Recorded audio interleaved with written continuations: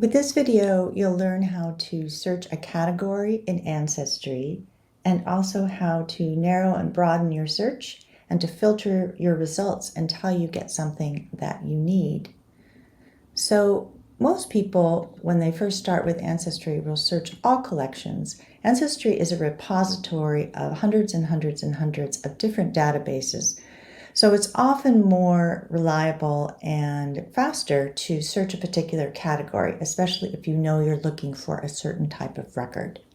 So looking for census records, censuses are the backbone of genealogical research, placing our ancestors in particular places at particular times with particular people. So you can go ahead and if you go to the search menu, you can search this particular collection by just choosing this on the drop-down menu. You can see you can narrow by category. You can view all of the collections that are in this category in the card catalog. So I'm going to search for, I'm searching this collection only for Patrick Sheehan. I have searched for him before. And I am going to narrow my search by searching for the exact spellings of this name. Now, if I wanted to broaden my search, I could click all of these and I would be able to get more results. But at the moment, I'm just going to search for these two names exactly.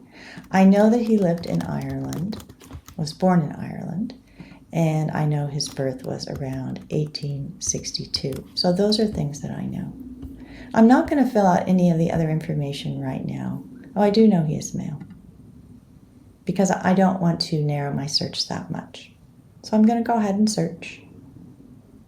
And you can see I have quite a few hits for Patrick Sheehan. It's a very common name. So I know he was born in Ireland, so I'm going to place that exactly. And on plus or minus 5 years, I know he was born during that time. So I'm going to go ahead and filter my results. And you can see that I have now fewer results.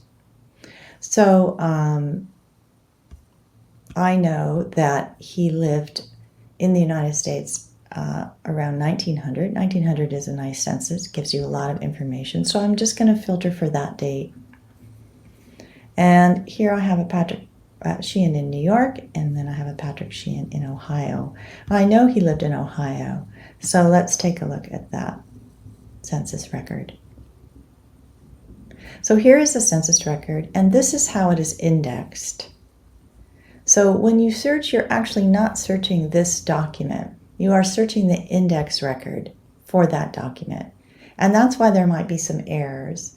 There might be an error in spelling from the document to the index record. So you always have to keep that in mind whenever you're searching, if you can't find your ancestor especially. So you can see this is the index record for Patrick Sheehan. One thing that he can read, he can write, and then there are neighbors, and you can see all the people that live in his household in this index record. But then you should always look at the record itself. And you can broaden it. And here he is on this page with all the people that live with him. And then you should also take a look at the people who live around him and take a look at these two pages as well to see who his neighbors are. So another way that you can search the census is you can search a particular census record. And this can be really a really good way to find somebody if this broader search through all the census records is not fruitful. And also if you know a person lived in a particular place at a particular time but can't find him, you can search that particular census. So I'm going to go down here and you'll see that in the United States, these are all the censuses that are available. Some of them are available for free. So let's take a look at the 1930 census. And now I'm just searching the 1930 census, and this is what the 1930 census information had on the form. I just want to point this out because if you can't find somebody doing a search by filling in the information, you can, it's very laborious, but you can actually choose a particular state, a particular county, a particular town, even a particular district, and you can search those records one by one. This is very laborious, but if you can't find someone searching the index records, you may have to look page by page because the person's name could be indexed totally incorrectly. And I've done that before, and it's definitely worth your time, but it's a good idea to turn on some nice music while you're doing it. So let's search the 1930 census for Patrick Sheehan.